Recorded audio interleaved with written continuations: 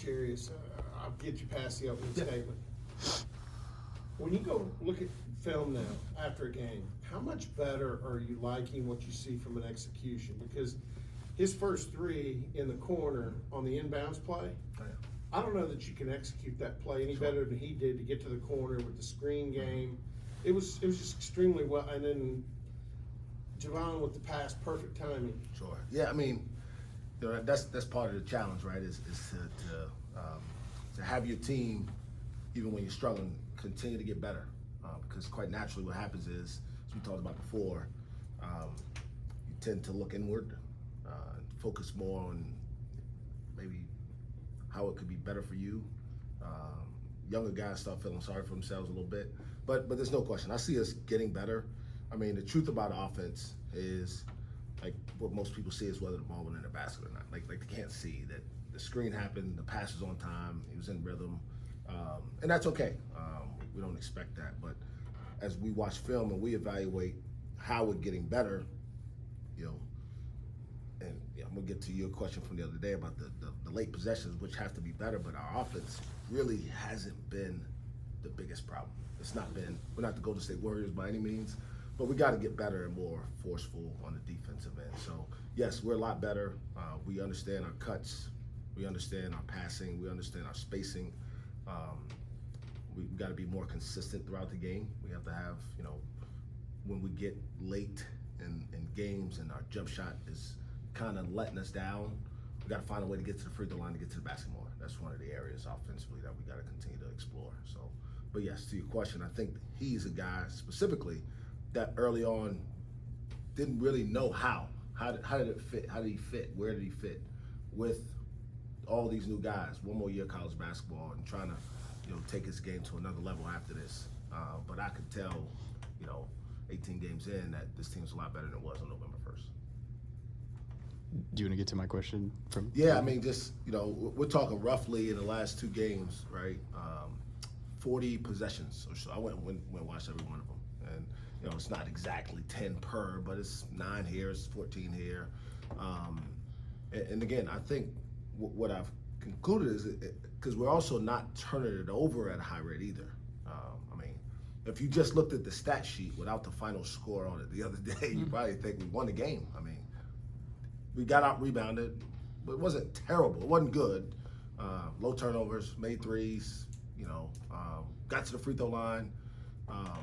But when you watch it, it was more what wasn't happening on the defensive end, and kind of flipped the identity of our team on its head from a year ago. A year ago, I was sitting here talking about, man, we keep holding these teams to 65 points, and we can't. We're in the 50s, and we're not coming close. And so when you're in that situation, you feel like your defense has to get a stop every possession, and now you feel like you got to score every possession, and it's just not realistic. The problem is most people don't pay attention on defense either. So we're getting the shots from the guys that they normally take, honestly. We got Hicklin a wide open three. We got Bryce a wide open three at K-State. We've taken a couple tough ones off the dribble, and part of it is the fluidity of the possessions, trying to manage going early versus using some clock, getting the ball from side to side because it's hard to score on the first side against these teams. But then you got to play with more force late in the clock, and we tend to settle for a few too many contested jump shots. Not as many, non-rim twos as I would have thought. I thought we were taking a lot more of them, and what I have is only 4 in those 4 segments, the last segments of each of those last 4 halves. But I do have 7 turnovers. I mean, we took 16 threes. At the end of half and the games, probably don't have as much of your legs. So trying to find a way to get more production at the rim in the paint through contact, maybe throwing it inside some. It's hard the other day with Garrison in foul trouble. I mean, so there's a lot of factors, but it's not as egregious. What I feel good about is I don't feel like guys are just breaking off and doing their own thing, and trying to play hero ball, so to speak, which to me shows a sign of a team that's still together. We haven't converted at the free throw line enough either. That's a problem, right? We've gotten to the line. We got fouled 9 times, took 16 actual free throws, and we've made 10 of them.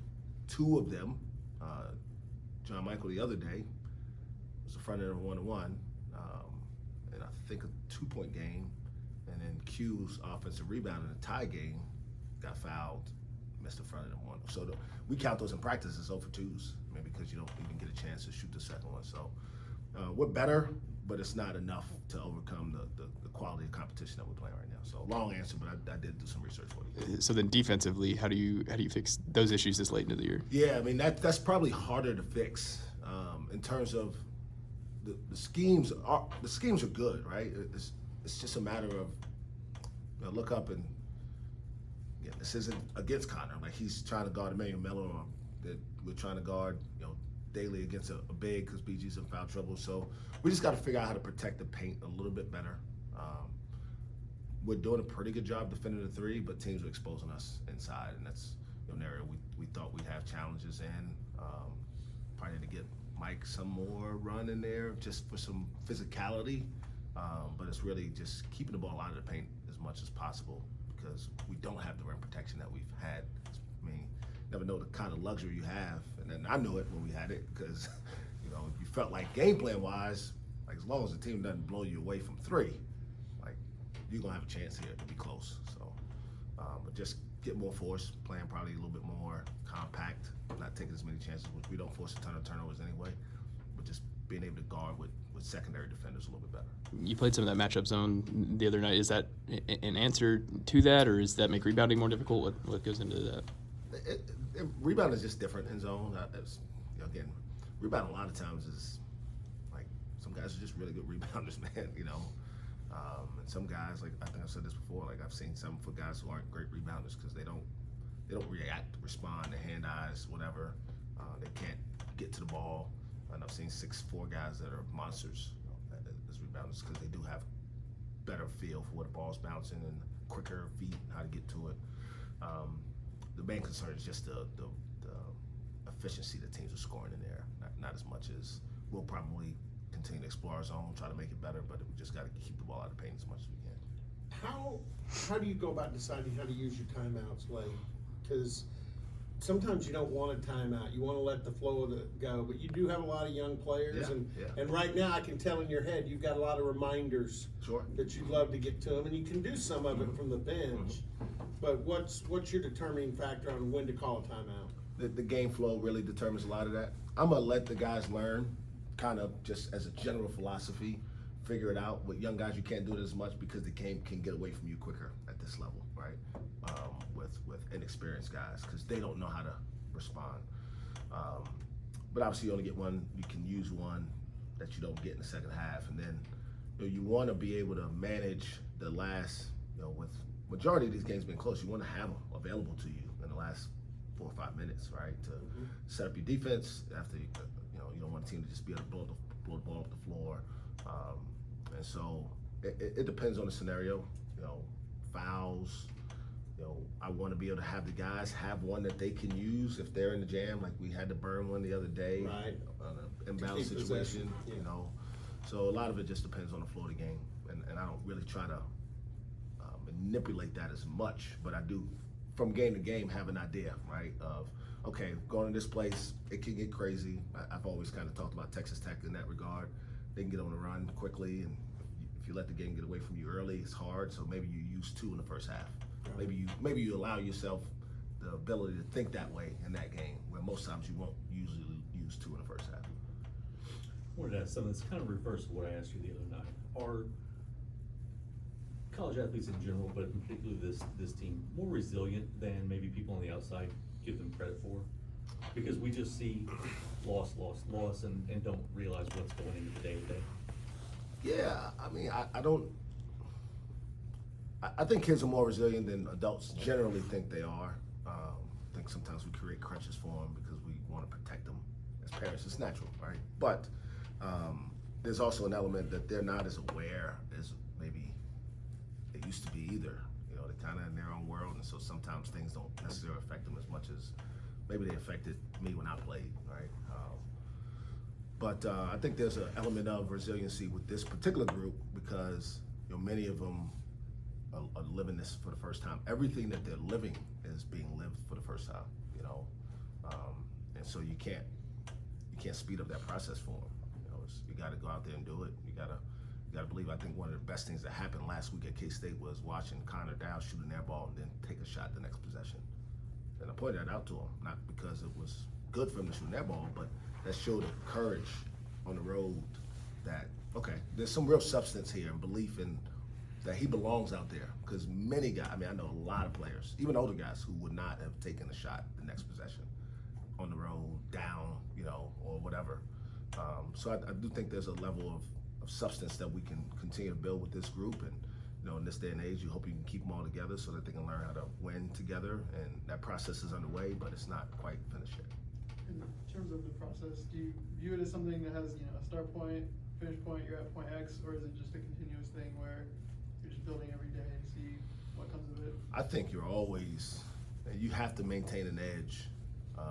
And with the constant change, if you don't, you can kind of catch yourself looking around, stunned at what's happening around you. And so I think that process is always kind of being tinkered with a little bit. You know, we talk about personnel every single day in our office. Like, how the guys feeling, where they at, guys coming to get treatments, are they sticking with the things that they control? Right? A lot of things we don't control once the game starts. And the ball going in the basket is one of them. But can we continue to get good shots? Can we cut down on the missed free throws in those time and score situations? Can we make sure that we getting more force at the rim? Like, what are the things we can control within that? And then, you know, if you take a bunch of good shots and you miss them, like, you come in here, you're a man, and you own that, and you move on, and you try to get better for the next time. We talked when Cherish was in here a little bit about Remember the 10 and how he's learning some of that history. Yeah. How do you view that, especially when you got a lot of new guys that, I mean, a lot of guys now weren't even born when this happened. So. Yeah, many of them, most of them. It's always, in my mind, the most important day on the calendar of our season, and I really don't care what anybody thinks about that. You know, we played in the Big 12 Conference Tournament Championship game, and that year, the Remember 10 game was the most important game we played that year, because it honors a commitment to, you know, to real human life, you know, and winning the game was important, but when I think about seeing those families here all the time and their continued support of the program, you know, in a way where they could be pretty bitter about this place and whatever. I wasn't here. Whatever decision happened, however we got to the conclusion, didn't sit well, I'm sure, but those people continue to show up and support this program. I visit with them a couple times a year at the run, at the game, and I'm just always stunned how gracious and thankful they are that they get to come here still and be honored. So we'll talk to our guys about it today again, and obviously we'll make sure that we play with a little bit more of an edge, understanding that it's bigger than just a game against West Virginia on Saturday. Is there anything in particular with new guys that you like to do, or anything you like to share? No, I mean, we'll walk them over and we'll kind of tell a little bit of the story, kind of a, you know, drive-by, if you will, to kind of let them know, because, you know, quite easily, right, this stuff just becomes a thing in the building that sits over there that they walk past every day because they go in that academic center, right, and to have a moment to reflect on what happened, how it happened, why it happened, why we're fortunate that we travel a little bit differently now than they did, in part because of that. We take more precautions, and so to be thankful and appreciative of that aspect is really, really important for us. Is there ever an on-court difference you notice when your teams play in Remember the 10 game versus anything else? I don't know that happens. Yeah. I am a believer, but I don't know how much I know what happens outside of the 10 players on the court, you know, what's going on. But it's an important day that our guys need to understand that there's some people in those stands that sitting there hopeful that we are playing in a way that honors the legacy of those folks that lost their lives that day. West Virginia's a team that got off to a really rough start on the year. Obviously had a couple big wins since, though. But what have you seen from that group so far? I mean, they're as talented as any team in our league. I mean, anybody who paid attention in the spring and summer in terms of portal activity, and this was certainly before Hugs incident happened, a team that was expected to have a really good season, in part because they got, you know, Pac-12's assist leader, one of the nation's best scorers, a double-double guy from Syracuse. I mean, they really, you know, racked up in the portal, and so when you look out there, you're like, man, they got got a lot of talented guys. They haven't figured out how to put it together consistently. Obviously, the transfer issues with like Farrakhan and Battle lasted through whenever they decided to change the rule in the middle of the game. But they're really talented. They can score really, really well. They rebound it well. They shoot it well. So there's a lot of things that we got to prepare for the next few days that give ourselves a chance to win. Does it play much differently stylistically than a Huggins coach team? Yeah, they're built a little bit different. They're probably more fluid and not rugged offensively, if you will. Like before they, and I believe this because I've talked to Hugs and he said it like, I just get the ball on the rim and I dare you to try to see if you can get it before we can put it back in the basket. So they were always one of the best offensive rebounding teams by percentage. They usually had 2 or 3 dudes that literally just camped out under the basket and you were hopeful. Like, every time you got a rebound, you wanted to get a point also because it felt that critical. But they play a little bit differently now. The floor is open more. Priest is a really, really good playmaker for them, and they got some guys who can make shots. I don't want to ask an unfair question. Did you watch Iowa State and K-State last night? Yeah. I mean, did you catch what happened in the post game? Because, I don't know if you saw where Jerome got upset with something that was going on behind his bench, and in the handshake line, he had a pretty emphatic conversation with TJ. He was asked about it at the media conference afterwards, and he shut it down. He just said, look, I was unhappy with that, but I've talked to TJ. He says he's going to look into it. I mean, to me, it seemed like his team was some things were being said to his team he didn't agree with. But, and I'm not trying to get on Coach Terry at Texas, but I love the way and Jerome and TJ both handled it with the media. He said, look, we're going to deal with that privately. We've talked about it. You don't need to know. Right. Yeah, I'm not aware of that. Yeah. I was flipping. I watched basketball. I was obviously trying to study some West Virginia, and I saw the game. It was a physical game, highly competitive game, but I didn't see A lot of so fouls. not surprising. The way those two teams, compete defensively. So. But I mean, are you a believer that some things happen, coaches, programs deal with it, and it doesn't necessarily need to Absolutely. be aired in No public? question. I mean, I think there's way too much. The thirst for information is, overbearing at times, and sometimes things are better left handled between 2 men, like just or 2 women, whatever, right? Just get in a room, have a conversation, and deal with it, move on. And it doesn't have to be a big public. It doesn't have to be a story. And if that's how they handle it, I respect that. That's how I hope. If I don't know the situation, if I was ever in that situation, I would hopefully. I said today, I thought they handled it the way you would do it. Yeah, I mean, I'm not into. I know the Coach Terry deal with. I'm not into that, man. Just coach your team. I think in many ways, when teams celebrate from beating you, you should feel like, okay, it must mean something to beat us. So take it as a badge of honor, and try to make sure it doesn't happen again. That's it.